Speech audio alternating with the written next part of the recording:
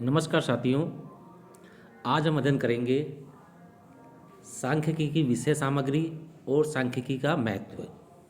सबसे पहले हम बात करते हैं सांख्यिकी की विषय सामग्री, सब्जेक्ट मैटर ऑफ स्टैटिस्टिक्स। सांख्यिकी की विषय सामग्री, इसके दो संगठक हैं। नंबर एक, विवरणात्मक सांख्यिकी डिस्क्रिप्टिव स्टैटिस्टिक्स। दूसरी है निष्कर्षात्मक सांख्यिकी इन्फ्रेंशियल स्टैटिस्टिक्स। सबसे पहले हम बात करते हैं विवरणात्मक सांख्यिकी। विवरणात्मक सांख्यिकी से अभिप्राय उन विधियों से हैं जिनका प्रयोग आंकड़ों के संकलन, प्रस्तुतिकरण तथा विश्लेषण के लिए किया जाता है। विवरणात्मक सांख्यिकी से अभिप्राय उन विधियों से हैं जिनका प्रयोग आंकड़ों के संकलन, प्रस्तुतिकरण तथा विश्लेषण के लिए किया जाता है। यह विधियाँ केंद्रीय प्रवृत्ति के मापों जैसे कि औसत, मध्य का बहुलक, अपकिरण के मापों, माध्य विचलन, मानक विचलन आदि, सह संबंध के मापों आदि गणनाओं से संबंधित है। उदाहरण, विवरणात्मक सांख्यिकी का प्रयोग तब किया जाता है जब आप अपने विद्यालय में माध्यमिक स्तर के विद्यार्थियों की औसत लंबाई की गणना करते हैं।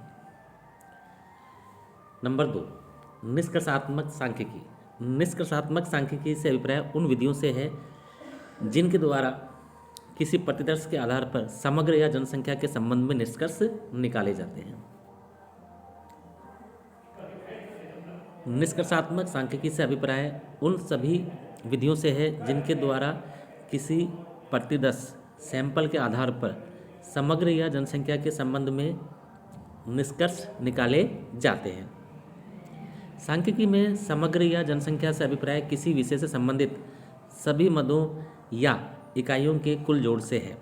उदाहरण के लिए, यदि आपकी कक्षा का अध्यापक केवल कक्षा के विद्यार्थियों के प्रतिदर्श के औसत वजन के आधार पर ही संपूर्ण कक्षा, जिसे समग्र या जनसंख्या कहते हैं, के औसत वजन की गणना करता है तो वह निष्कर्षात्मक सांख्यिकी का प्रयोग कर रहा है।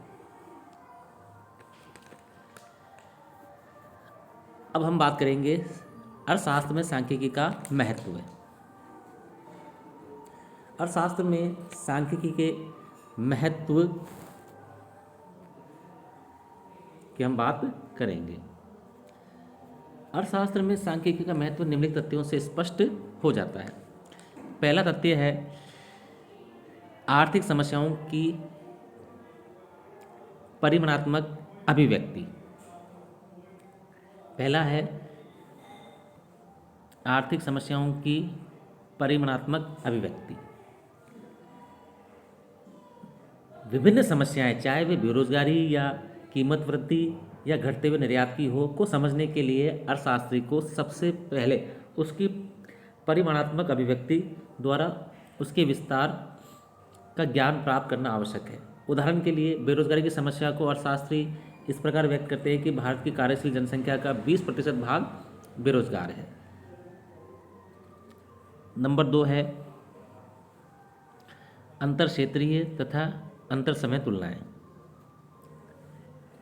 अर्थशास्त्री समस्याओं की केवल परिमाणात्मक अभिव्यक्ति ही नहीं करते बल्कि उनकी अंतर क्षेत्रीय तथा अंतर समय तुलना भी करते हैं। अंतर क्षेत्रीय तुलनाओं से अभिप्राय अर्थव्यवस्था के विभिन्न क्षेत्रों के मध्य में की जाने वाली तुलनाएं। उदाहरण के लिए, बेरोजगारी की समस्या का विश्लेषण करने के लिए अर्थशास्त्री यह जानना चाहेंगे कि ग्रामीण तथा शहरी क्षेत्रों में बेरोजगारी का कितना विस्तार है। वे यह जानकारी प्राप्त करना चाहेंगे कि शहरी जनसंख्या में पाई जाने वाली बेरोजगारी प्रतिशत की तुलना में ग्रामीण जनसंख्या में कितने प्रतिशत बेरोजगारी है। नंबर तीन है कारण परिणाम का संबंध ज्ञात करना। अर्थशास्त्री विभिन्न आंकड़ों के समूह में कारण परिणाम संबंध ज्ञात करने के लिए प्रयत्नशील होते हैं। इसके फलस्वरूप उनके लिए समस्याओं का प्रभावपूर्ण निदान तथा उपचार करना संभव हो जाता है। उदाहरण के लिए, यदि संख्यात्मक अध्ययन के द्वारा अर्थशास्त्री को यह ज्ञात होता है कि मांग में कमी होने के कारण अर्थव्यवस्था में निवेश में कमी होने की प्रवृत्ति प्रकट हो रही है, तो वह सरकार को अर्थव्यवस्था में मांग के स्तर को बढ़ाने से संबंधित उपायों के विषय में सुझाव देगा। नंबर चार है आर्थिक सिद्धांतों या आर्थिक मॉडल का निर्माण। आर्थिक सिद्धांत क्या है? ये संख्यात्मक आंकड़ों के विभिन्न समूहों के बीच में स्थापित संख्यात्मक संबंध है जो आर्थिक महत्व के निष्कर्ष प्रस्तुत करता है। उदाहरण के लिए किसी वस्तु की कीमत तथा मांग में विपरीत संबंध एक पूर्व स्थापित संबंध है, इसलिए यह आर्थिक सिद्धांत का एक भाग है। क्या सिद्धांतों या मॉडल का निर्माण संख्यात्मक प्रयोग के बिना संभव है? नहीं, यह संभव नहीं है। नंबर 5 है आर्थिक भविष्यवाणी। अर्थशास्त्री संख्यात्मक अध्ययनों के द्वारा भविष्यवाणी करते हैं। भविष्यवाणी से हमारा अभिप्राय किसी ज्योतिषी की तरह भविष्यवाणी करने से नहीं, इससे अभिप्राय आर्थिक महत्व की घटनाओं में भविष्य में होने वाले परिवर्तनों के संबंध में विचार प्रकट करने से है। उदाहरण के लिए विभिन्न वर्षों में कीमत स्तर के व्यवहार का अध्ययन करने के बाद अर्थशास्त्री यह संख्यात्मक भविष्यवाणी कर सकते हैं कि निकट भविष्य में कीमत स्तर की क्या प्रवृत्ति होने की संभावना है। इसके द्वारा हमें भविष्य में आने वाली समस्याओं के संबंध में तैयार रहने में सहायता मिलती है। 6 नीतियों का निर्माण। एक वित्त मंत्री सांख्यिकी अध्ययनों के द्वारा ही सरकार की आय में वृद्धि के स्रोत के रूप में करों में वृद्धि या कमी करने के संबंध में निर्णय लेते हैं। वित्त मंत्री सांख्यिकी अन्वेषणों के द्वारा ही लोगों द्वारा कर देने की क्षमता के विषय में जानकारी प्राप्त करते हैं। इसी के आधार पर वे करों की दर इस प्रकार निर्धारित करते हैं कि अधिकतम संभव आय प्राप्त करने के लिए लोगों को त्याग करना पड़े। नंबर 7 आर्थिक संतुलन।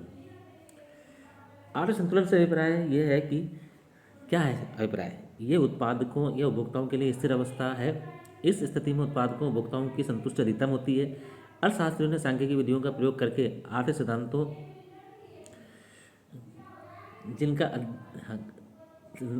का निर्माण किया है, जिनसे ये ज्ञात होता है कि उत्पादक लाभ कैसे अधिकतम होते हैं या उपभोक्ता किस प्रकार अधिकतम संतुष्टि प्राप्त करते हैं। धन्यवाद साथियों।